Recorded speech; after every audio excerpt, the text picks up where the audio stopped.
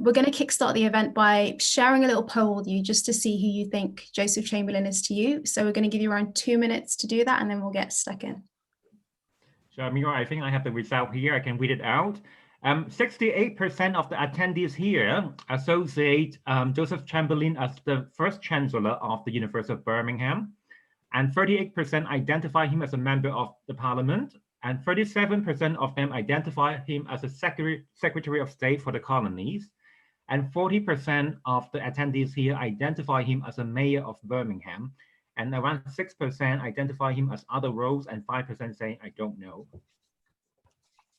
Okay, so for that 5% who don't know, by the end of this webinar, you'll know a lot more about him.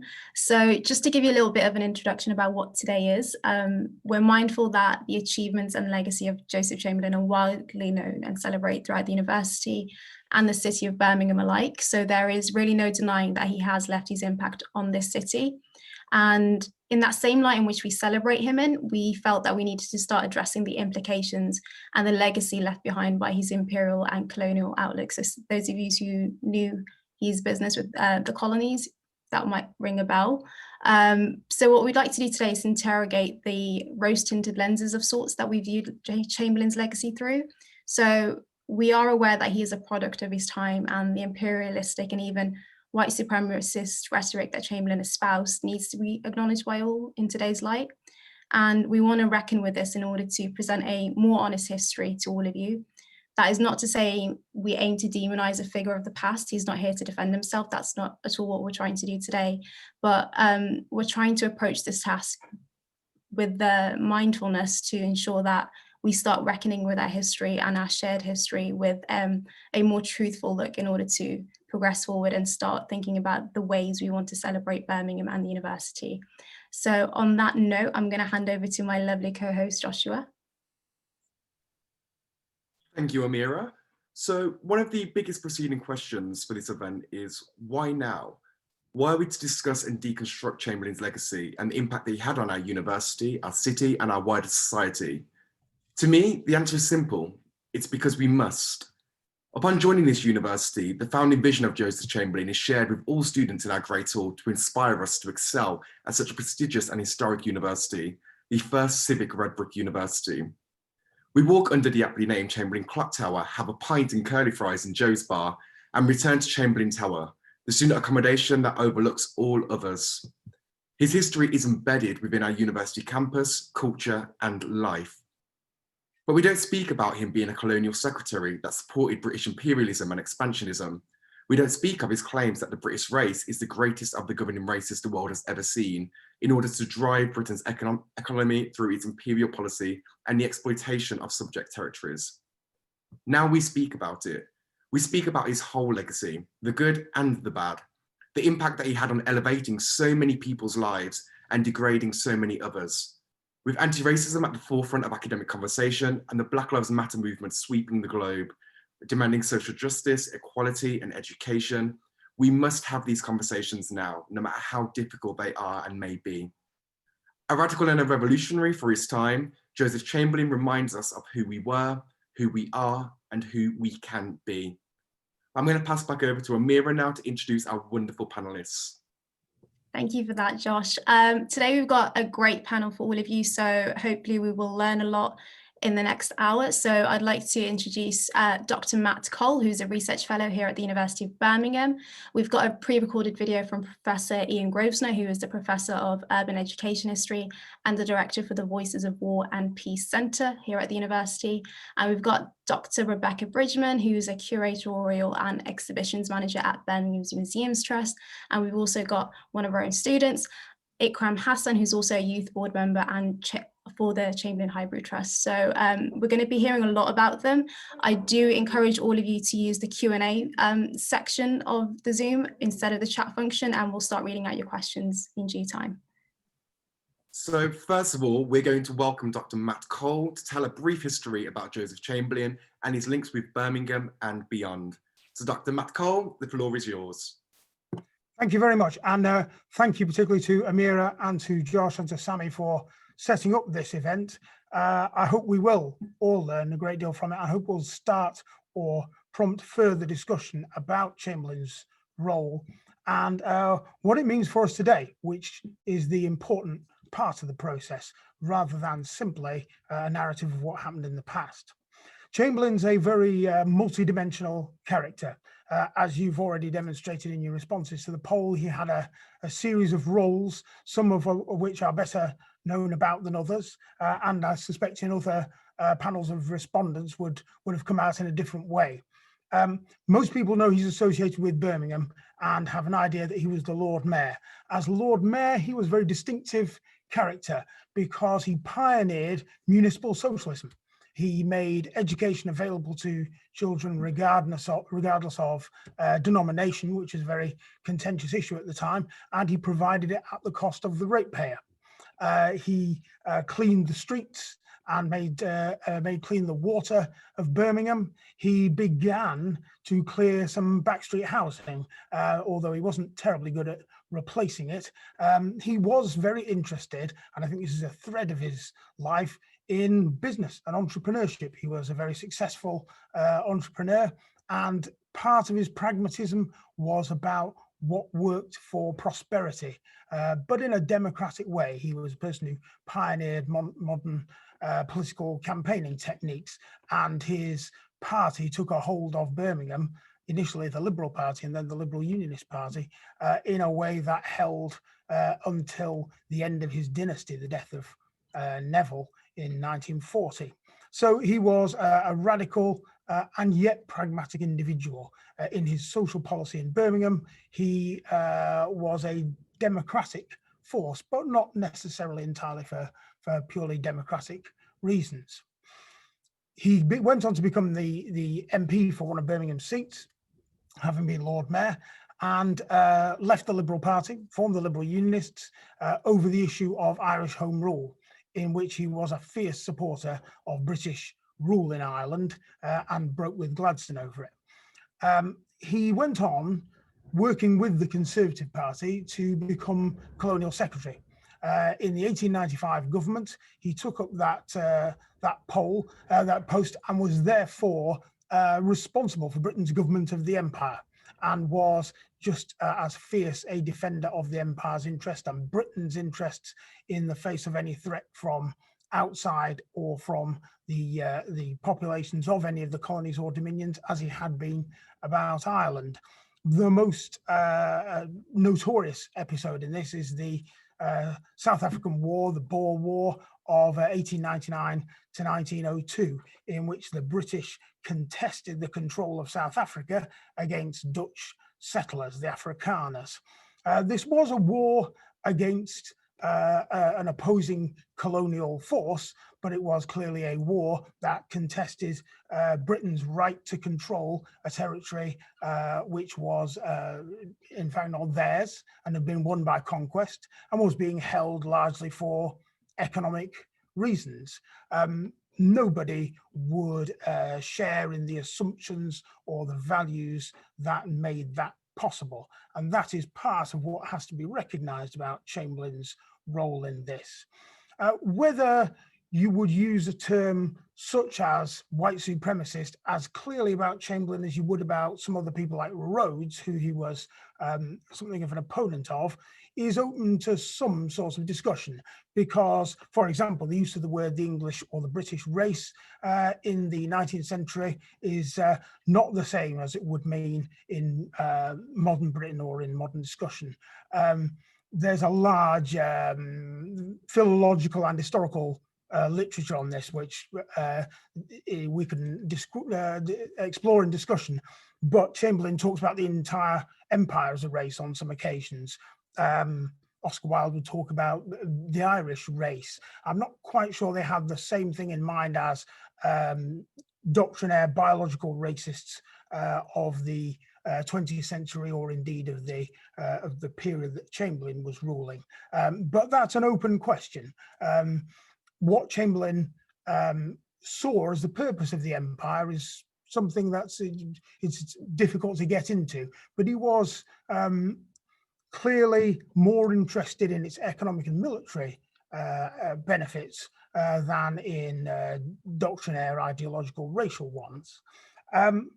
The effects of this, nonetheless, are very clear. and were clear to people at the time who opposed him. Indeed, there was a riot in the town hall when David Lloyd George came to speak in opposition to his policies in the Boer War. So there's no doubt that he knew some people did not share his opinions. His last role was as Chancellor, founder, champion of the University of Birmingham. And in this, we have to ask ourselves not merely how did he conduct himself and what did he see as the purpose of it, but what link is there between his role as colonial secretary, his work as Lord Mayor, and his last project? And it was the project that occupied him until his death in 1914.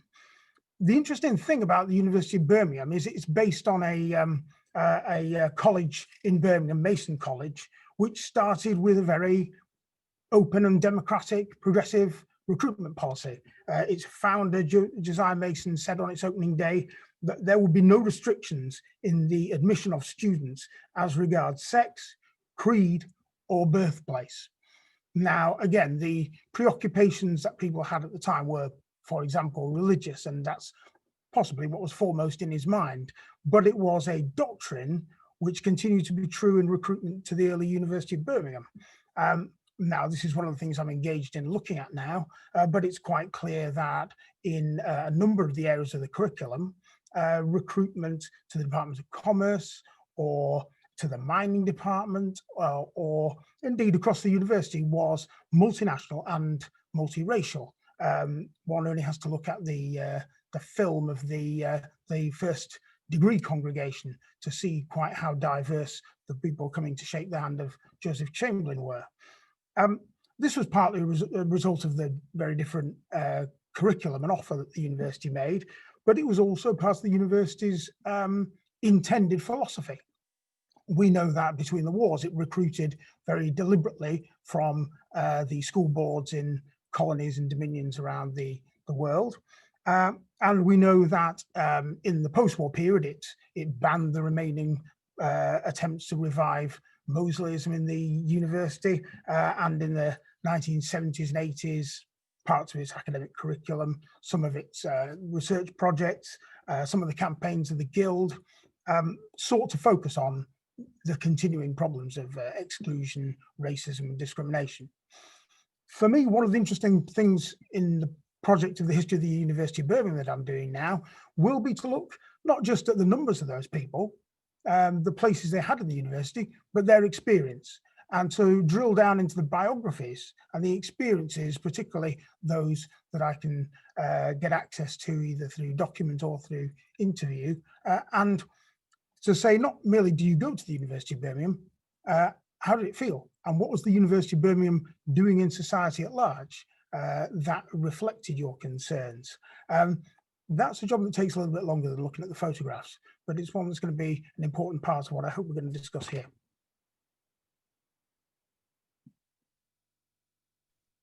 Thank you so much for that talk. I would say I have a massive round of applause, but we can do a virtual round of applause from our living rooms.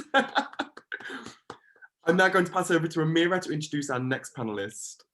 Okay, so thank you, Dr. Cole, for that. That was amazing. Next up, we've got Professor Ian Grossner, who will give us a little bit of information about the impact of English exceptionalism on the British Empire. So I think Sammy will share a video with us.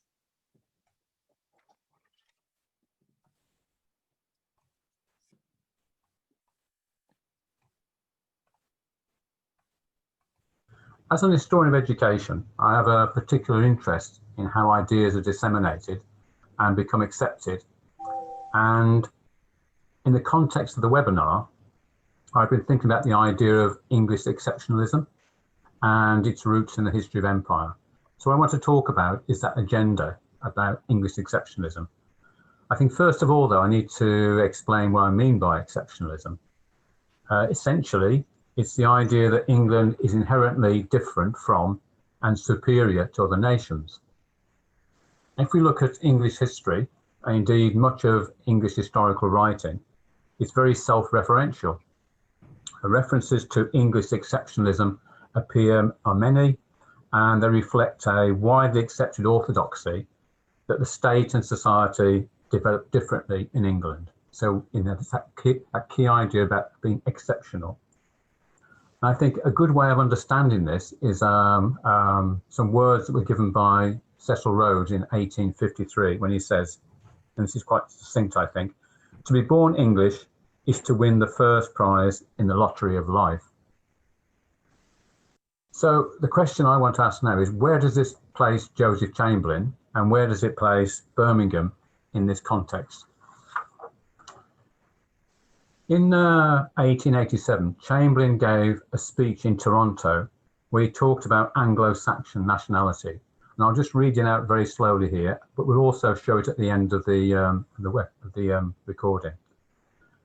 He goes on to say, I must emphasize the greatness and importance of the distinction reserved for the Anglo-Saxon race, that proud, persistent, self-asserting and resolute stock which no change of climate or condition can alter, and which is infallibly bound to the predominant force in the history and civilization of the world.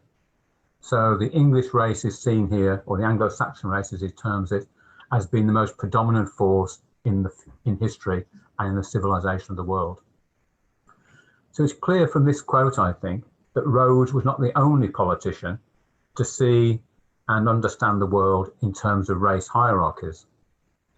But I think there's something more going on in this speech by Chamberlain, which I think is made more concrete when he was colonial secretary. So in a second speech, which he gave in Birmingham in 1903, and this was following the conquering of the Boer republics in South Africa, he launched a campaign for the economic and racial unification of empire. And he said, and I quote, "The empire is not old, the empire is new. The empire is in its infancy. Now is the time when we can mold that empire." So straight away, the thought is, what does he mean by the we in that sentence? So for Chamberlain, Birmingham lay at the heart of empire.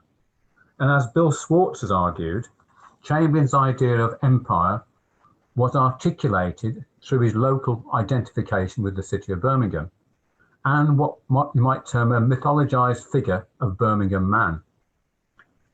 Chamberlain, in that speech, also commented on his visions of South Africa, and he said, and I quote again, "I could come to no great city in South Africa, hardly to any village or wayside station in any of the colonies, but it always seemed to me I was cheered by the presence and enthusiasm of Birmingham men, proud to recall their connection with our city, and anxious to prove that neither time nor distance had lessened their affection for their old home." So I think for Chamberlain, as Swartz argues, it was Birmingham man and what he represented that was the model for the true imperial citizen of the future. Chamberlain imagined a time when future populations of the white colonies would be peopled by the sons and daughters of Birmingham man. They would mould the empire. They are the we in that quote, the Birmingham man. What's also clear in that speech, there's no mention whatsoever of black or indigenous populations of the white colonies. Instead, I would argue, we have the exceptionalism of the English, of the Anglo-Saxon race, both of them as the predominant force in history. Now, I mentioned at the beginning my interest in how ideas spread and become part of a worldview. And in this case, it's the fusion of race, nation, and empire as the natural way of things, which you see so clearly in what Chamberlain was saying. So my question then becomes, how would a child absorb such ideas about their own superiority, about the natural order of things, and of winning the first prize in the lottery of life? Given the time we have in the seminar, I will just offer one example, which I think demonstrates how ideas become part of the consciousness of children. Now, I'm going to look at the British Empire exhibition at Wembley in 1924. This exhibition attracted 18 million people between April and October in 1924. And that 18 million included 5 million children, many of whom travelled on railway journeys to London, many of whom travelled from Birmingham in that way. The exhibition was organised as a series of geographically focused pavilions and zones. And one of the most popular attractions was the Races in Residence display of people from Empire in working villages. I'll give you an example. In the Gold Coast Pavilion from West Africa, visitors could see and hear, and I quote, the mysterious native drum, which, as the official guide pointed out, took, I quote again, the place of the telephone, telegraph wire, and wireless communications in more civilized communities. The villages, which are now known, I think, as the phenomenon of human zoos, separated the peoples of empire into a racial hierarchy and asserted the national unity of the we and racial superiority. It wasn't just, though, the actual pavilions that children saw, because in addition, the government published a weekly bulletin of empire study, and it's produced for circulation to all schools and included detailed lesson plans. And in notes for lessons on Australia, there's an absence, according to the text, of black fellows, that's the phrase that's used, at the exhibition. And this was lamented. You know, it's very sad there were no black fellows at the in the display on Australian Pavilion. But it was then followed in the lesson about whether they were savages and the important role of missionary stations. So you kind of pull those bits together, children attending the display of Races in Residence, the type of content coming out in these empire lessons, and you then have the final statement by the Prince of Wales at the closing of the exhibition, where he said that all children attending gained something. What they gained was, and I quote, a vivid impression of the responsibilities which will come to them in the future as citizens of empire. So empire was propagandized through speeches, exhibitions, newspapers, advertisements, postcards, popular fiction, children's books and toys, all of which form part of the education of English children. So in sum, race thinking, race hierarchies, and a belief in the superiority of the English were all legacies of empire and form part, I would argue, of the idea of English exceptionalism. And Chamberlain was instrumental in defining English exceptionalism. And what's clear, it is something that is still part of contemporary political discourse today. And we need to understand that and then unpick it. So that's my argument. I'm open to being challenged, but I think it's a sound argument. It's based on evidence. And I think the key quotes kind of reinforce that, and they're at the end of the presentation. As an historian of education, I have a particular interest in how ideas are disseminated.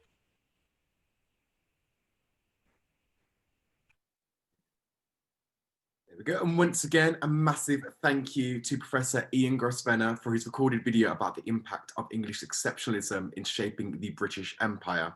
So I've already seen that one person submitted a question or a kind of reflection into the Q&A box. So please make sure if anything has stood out to you, you want to query anything, challenge, or something's just plain on your mind, pop a question in that Q&A box and we will ask the panel at the end to discuss them.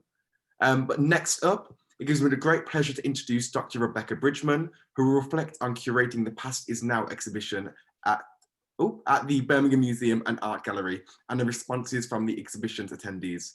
So Dr. Rebecca Bridgeman, floor is yours.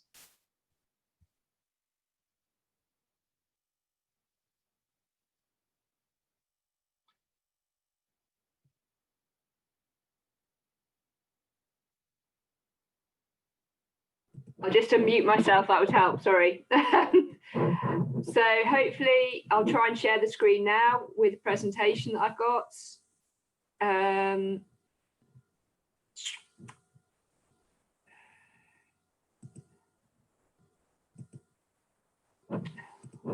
Sorry about this. Sammy, do you want to share it for me and I'll just give you a quick nudge? It'd be a bit easier, if that would be okay. Yep, that's fine.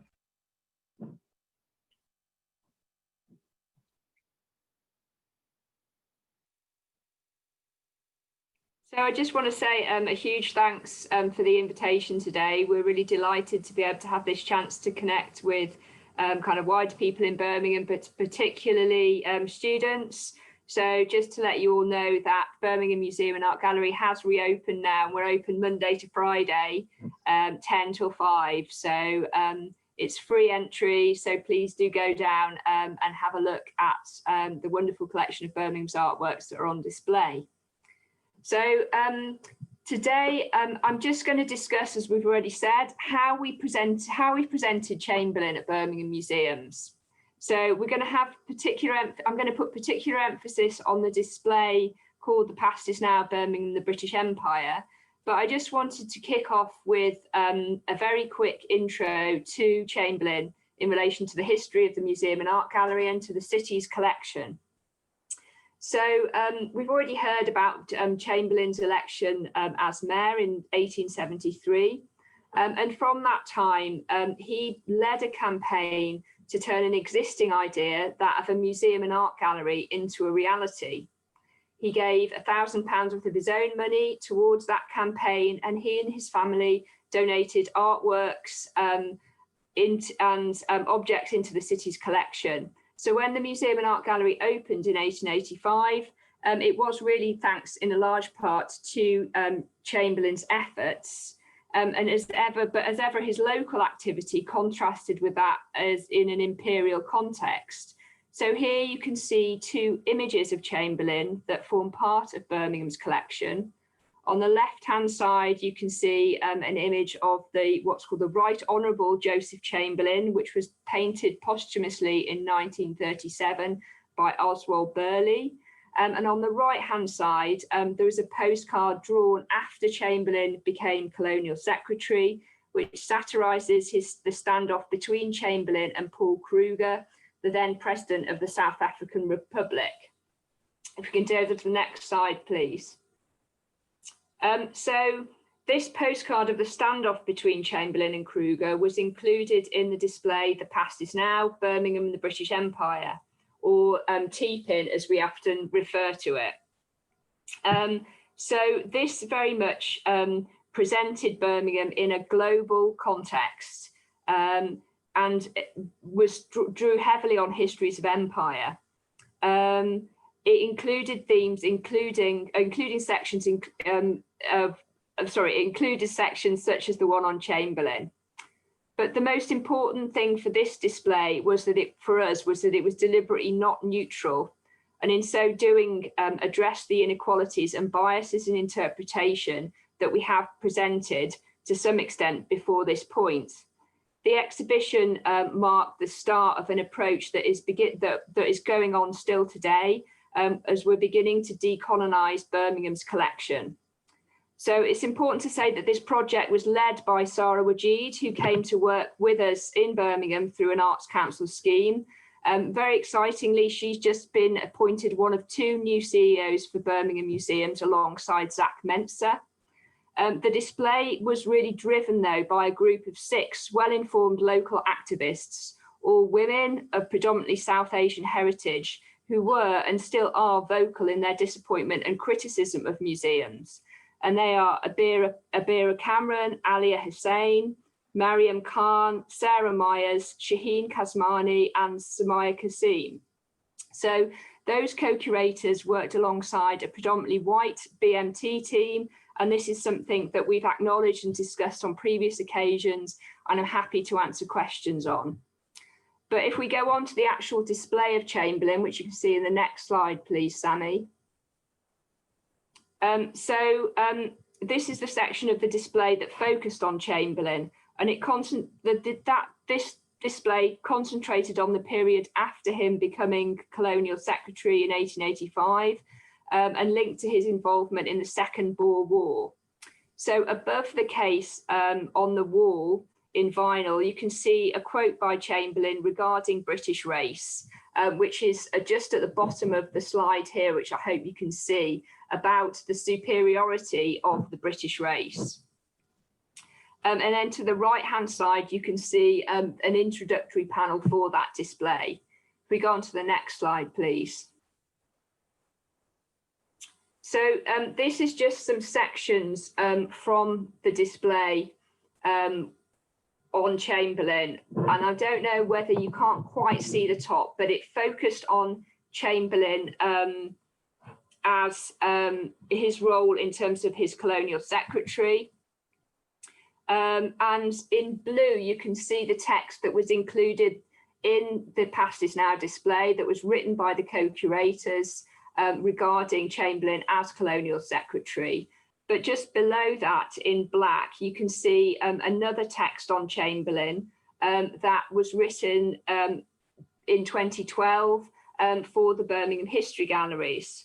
And here you can see kind of references to empire in terms of the imperial dream, but this is flanked on either side by more positive Birmingham focused narrative in an attempt to create a kind of more neutral vision of Chamberlain. So the text here just kind of compares and contrasts those two approaches. So if we go on to the next slide, please. So this is one of the objects that was on display in the Past is Now. So this is a casket that's been held in Birmingham's collection since the early 20th century. And again, I just wanted to include this slide to compare and contrast the way interpretation was written for this exhibition. So the blue text at the top is the text from The Past is Now, which interprets the object very much in the context of empire, making reference to colonial territories. And then the text underneath in black is from an older display where the casket is presented and interpreted much more in a context of its British makers and the British arts and crafts movement. So if we go on to the next slide, please. So as part of the exhibition, we wanted to create a space for discussion and debate. And one of the ways that we did this was by having a feedback station in which we asked people to respond to a series of questions that we posed during the exhibition. And this is an example of one of those questions, asking people what they thought about a YouGov poll, which indicated that by 3 to 1, British people think that the British Empire is something to be proud of rather than ashamed of. So you can see the kind of varied response to that. One of them is underneath, it says it was the best thing to happen. So that to the world, rule Britannia, and then other people saying not true, but it just shows the contrasting approaches in Birmingham. And this is part of a tweet which kind of just raises how many people in Birmingham thought that empire was a good thing. And then if we go on to my final slide, just wanted to kind of give you some information on the sort of wider response. We did have one article in the Times that was fairly critical of the exhibition, where various sections of the text were paraphrased. The photograph here is photoshopped, and it concluded that we had included the phrase uniquely evil in relation to the British Empire. But in a way, we viewed that kind of criticism and coverage as a sign of the display's success. And we wouldn't have been doing our jobs if we hadn't raised some kind of reaction. In contrast, though, on the right-hand side, you can see another tweet, which is a very positive response. So that supports the exhibition, saying how woke is it? How woke is BMAG? Hashtag the past is now. And then I've just included some figures from our kind of survey of the exhibition. 92% of the visitors said they would recommend it to friends and family. And 64% of the visitors surveyed agreed or strongly agreed that they had learned something new about Birmingham's history of empire.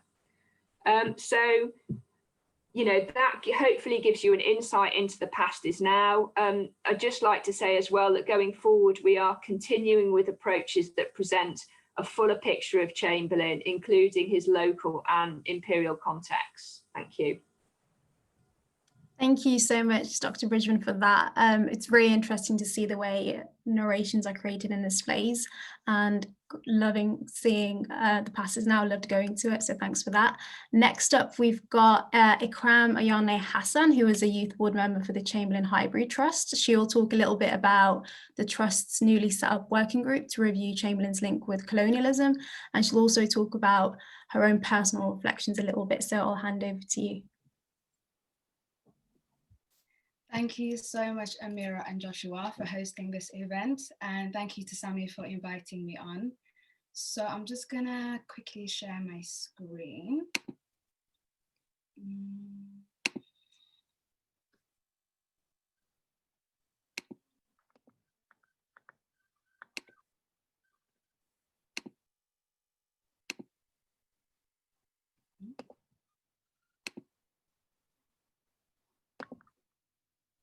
Can you guys see anything?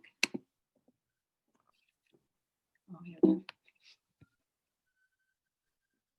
Okay. Sorry, just bear with me.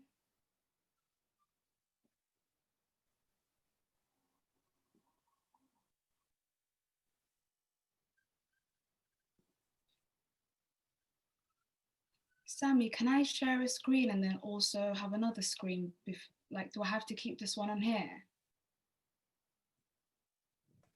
Yes, you need to keep it if you only have one screen. Okay. Bear with me.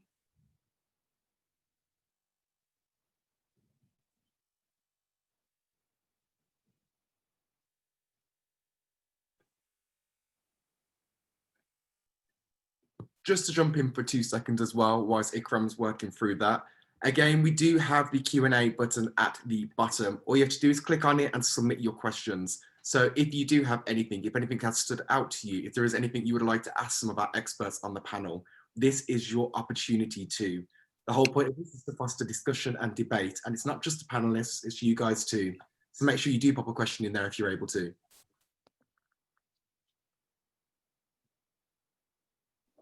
Okay, sorry, just give me 2 more minutes. 1 second, sorry, hold on.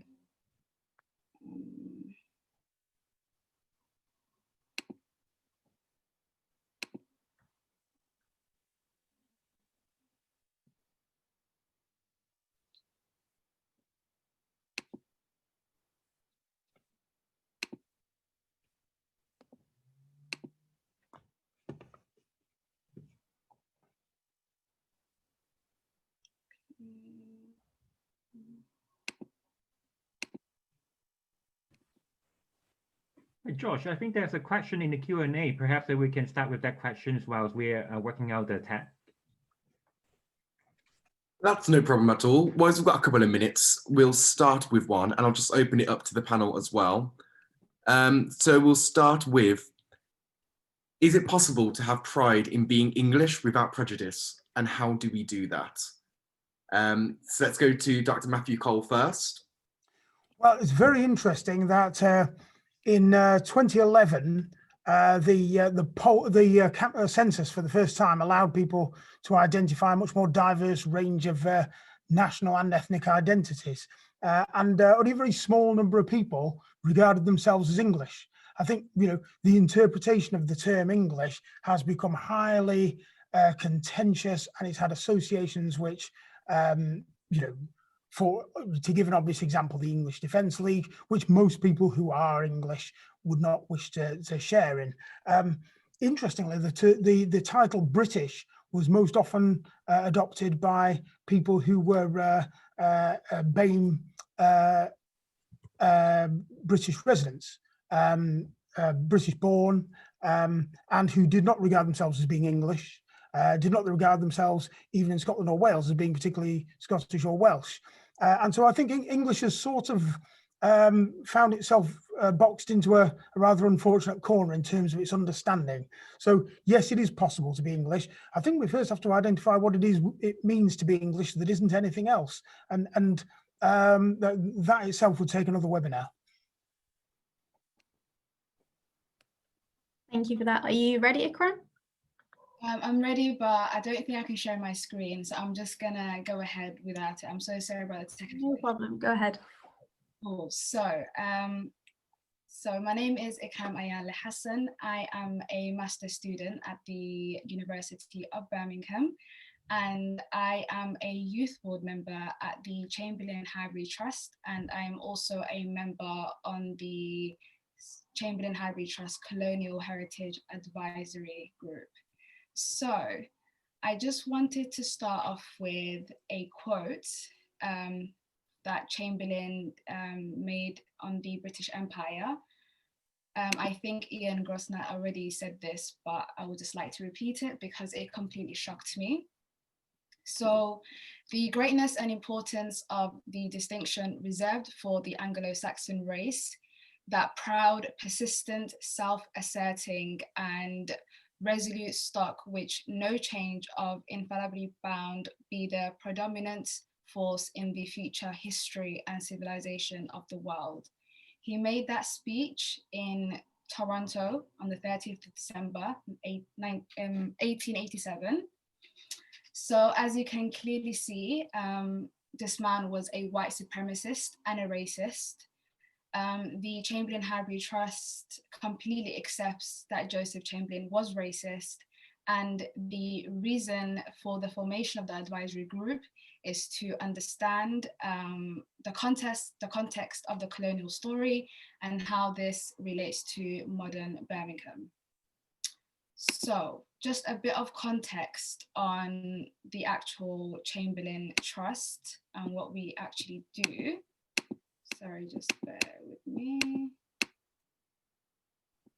So the CHT vision involves creating a sustainable future for Highbury, both the mansion and the core grounds, and it's held in trust for the benefit of the people of Birmingham. The Chamberlain Highbury Trust is undertaking the restoration and interpretation of Highbury, Joseph Chamberlain Birmingham's home. As many of you may know, the story of Birmingham's most famous politician is a complex one, and the trust is in the initial stages of an assessment of his policies as colonial secretary. So whilst living in Highbury, he was the colonial secretary from 1895 to 1903, and he was in office during the Second Boer War in South Africa. The trust has committed to working with historians, including Joseph Chamberlain's most recent biographer, Peter Marsh, to throw light on this part of Highbury's history making.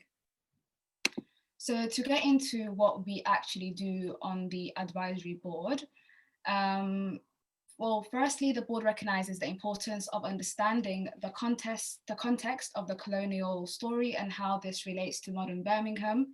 The only attempt to interpret Joseph's role as colonial secretary, which focused on the Second African War, was undertaken as part of the Past is Now exhibition, which Rebecca just spoke about.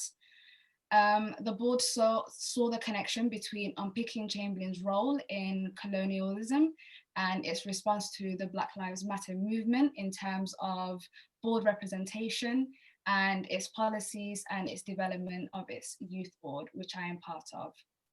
So the advisory group will give guidance to the Chamberlain Highbury Trust on how to relate the themes of the empire and the legacy, and to key themes that affects young people's future in Birmingham, reflecting back to the actual visions that CHT has. So as you may know, there are some things that the trust already knows and understands, but there's just some stuff that we're just not too sure of, and we are trying to get more of an understanding on.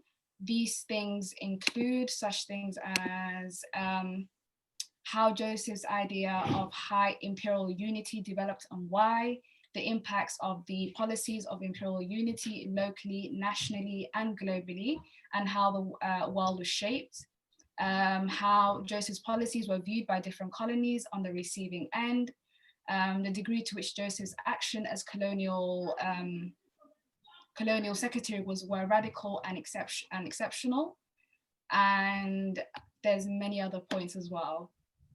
So we have had our first meeting last week. Sammy, which is the host of today's event, is part of that group. Also Matthew Cole and Ian Grossner, sorry, I cannot pronounce his second name, but Ian as well is on that advisory board. We'll be meeting up monthly till March 2021. So as a Black woman, I'm very glad this overdue timely discussion is happening. I joined this trust to simply gain knowledge on heritage, but it has become so much more than that. My first thoughts was to strip the name of Chamberlain from Birmingham, because who cares about an old white dead racist man? But however, removing his name does nothing. It's these open discussions, trying to understand the history and learning from others that bring about future change. So thank you so much for listening. And quickly, I would like to let you know that the Trust is looking for a young person of colour to take on a research project titled Joseph Chamberlain and Colonial History Youth Research Project. If you would like to apply, please get into contact with me. I will leave my email in the chat function.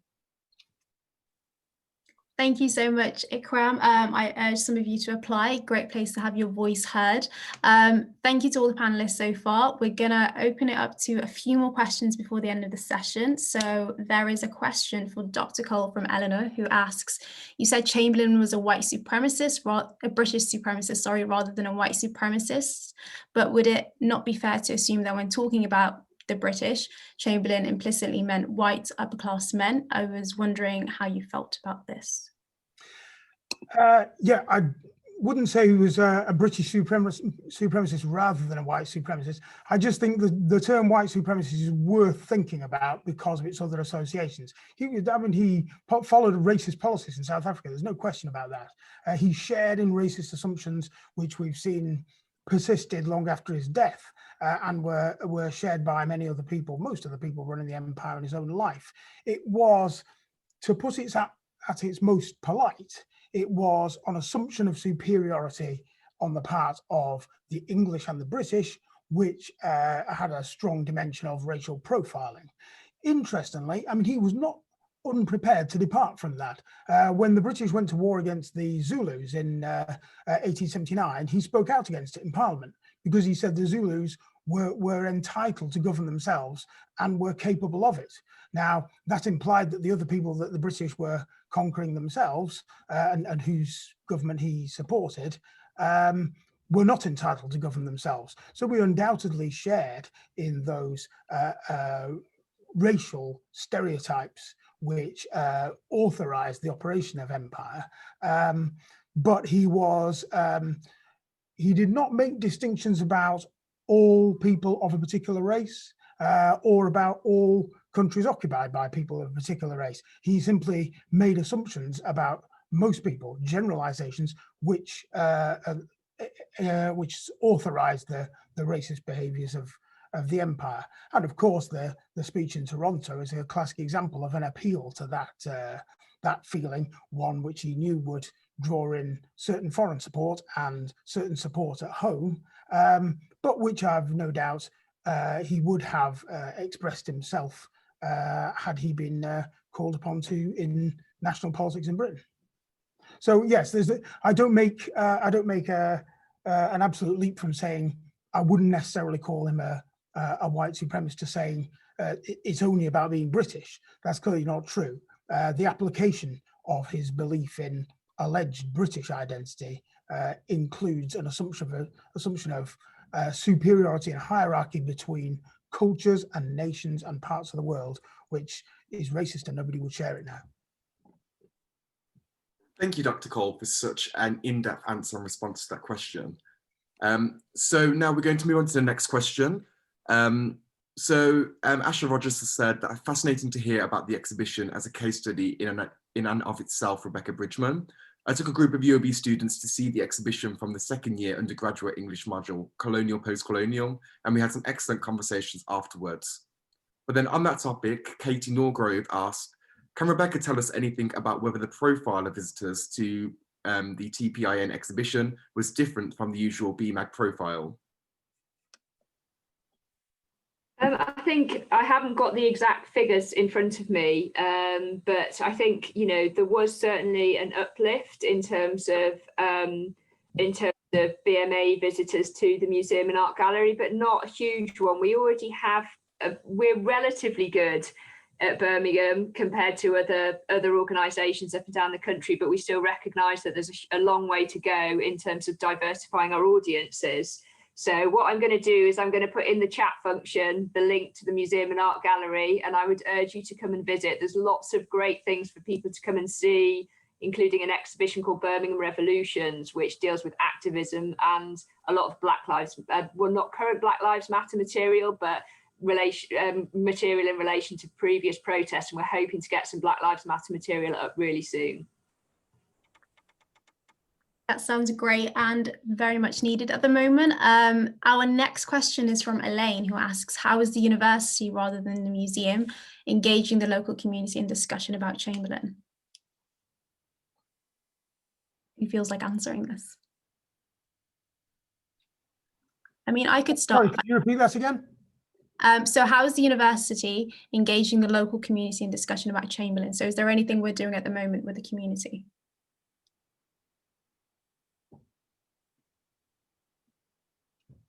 I would suspect that question is probably best answered possibly by someone from the guild, who will be engaged in a lot of community activity, but there will be other institutes and organisations around the university that will be more involved in it. Clearly, for example, one of the things I'll be interested in doing as the history project proceeds is dealing with the city council and their records on the university's activity in the city through the whole of its existence.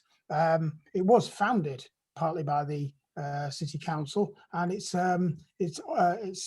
identity is as a civic university, which, as I was mentioning, is supposed to draw on and reflect the interest of all of its community. But I think probably for the practicalities of that activity, we may not have somebody here who can answer that, but someone in amongst the audience may be able to tell us that. I might just jump in on the back of that as well, just because I think it's events just like this which are really changing the course of the narrative of Joseph Chamberlain on our campus. And I think that's something that has been slow to happen, but it's something that's accelerating now, in turn due to the Black Lives Matter protest, but due to other forms of student activism as well. If we look at other universities around the country, so Glasgow always comes to mind for me. They are very, very good at, I don't want to say take pride because that's complete wrong terminology, but paying homage to the fact that they, as a university, benefited a lot from the slave trade and through kind of colonial exports, and that city was founded upon that, and the university too. And they regularly kind of memorialise that history and make sure that it is present for all. When it comes to the University of Birmingham, however, I think our history is a little bit more nuanced. So I think now it's time for having these open discussions, having these frank conversations, actually making sure that we are aware of that history. And then the next steps, as I've seen a couple of questions in here relating to, say, the clock tower and other buildings on campus, etc., it's about having these difficult conversations first and really understanding and getting to grips with our history, rather than the one that's often been told and spun through those rose-tinted glasses. And only through having these conversations can we develop that into a plan of action for what comes next. But that's just me talking. I'm not a representative of the university here. That's just my big head. But moving on to the next question. Which one should I choose? Let's go for Dr. Coles. So though there appeared to be an aim to provide equal opportunity to all through admission to UOB, what did this look like in practice? And were there actions of reaching out to more diverse student populations? Yeah, I mean, if we're talking about the origins of the university, is that what the question had in mind? I believe so, yes. Yeah, clearly the domestic student recruitment market that the university was appealing at the time was nothing like it would be today. It was nowhere near as diverse in its ethnic background, but it did try to recruit from a wider range of social classes. It recruited almost exclusively from the West Midlands in its early days, but it also drew outside Britain from around the world. It used the school boards in dominions and colonies to encourage students from ethnic minorities to join the education programs, some of the medical programs, some of the industrial programs like mining, also medicine. And actually, as I was saying, if you look at some of the early photographs, even from Chamberlain's time, of the congregations, the departments, University House, which had the female student residence in, then yes, the university was, for its own reasons, ideological and for its own development, was looking to recruit from around the world, and from as wide a range of students in Birmingham mainly, but the West Midlands and the rest of the United Kingdom as it could. That was not being done self-consciously as part of an anti-racist campaign, or as a campaign to assert the rights of any particular groups of people, as it might well be done today. But the effect of the interests of Chamberlain's early university was to make it multinational, multiracial, and diverse in its background.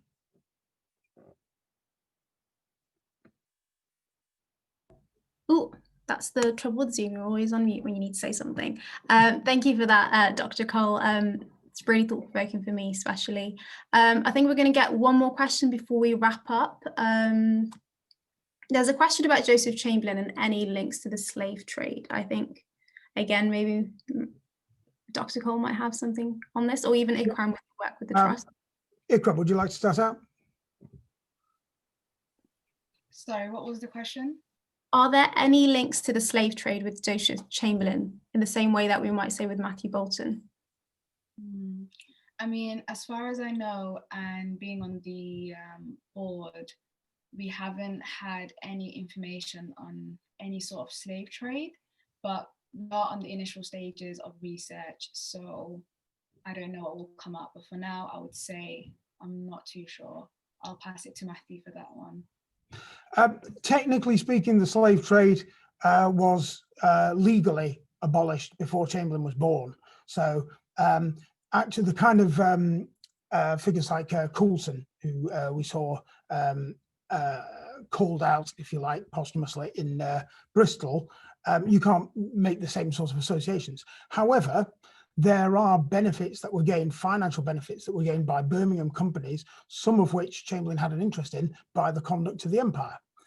And so you can argue that his wealth was partly built on the fact that the British state was governing other parts of the empire by force as part of the imperial dogma we've been talking about. So yes, there are financial links to the empire, but to the actual slave trade itself, it's not chronologically possible. Thank you very much for that, both. I think it's a really interesting point as well that's been raised, because a lot of the time when we talk about colony, we do conflate it with slavery and the slave trade in particular. And it's very difficult to be able to really get down to, I don't want to say the nitty gritty, but I'm going to say the nitty gritty, because it is such a nuanced situation. So I'm glad that there's researchers such as yourselves that are really trying to pick this apart and be able to make sure that we do have these answers. But unfortunately, we are out of time. I know if I could stay here forever, I would too, but unfortunately we cannot. But it's been an absolutely fantastic session. And I really do think that it's about conversations and discussions just like this, which are really important when we're talking about those really difficult conversations. Again, as we said at the start, this is not to condemn a dead man. This is not to degrade his character, but we need to be able to discuss about the things that he did to uplift so many people and the city of Birmingham, but also the people that got left behind or left out by his actions or severely hurt as well. We cannot have one without the other, and it's about time that we began having that really clear, honest, sometimes brutal, but upfront conversation. So I thank all of you for joining. As I said earlier, we've got a lot of questions in the Q&A too, and these will not go to waste. We'll collect these in and make sure that we can get some form of information out as a follow-up to this session. But now I want to pass over to Amira for some final remarks as well. Thank you. I just want to thank everybody for coming. I know Zooms can be long, but you all stayed and I hope you learned something. And also thank you so much to all the panelists for giving up your valuable time. I'm sure we've all learned a lot. I know I did, certainly. And Pete and Sammy for organising as usual, and the amazing co-host that is Joshua Williams. I hope everyone has a great day and hopefully some of your questions will be answered soon. Thank you.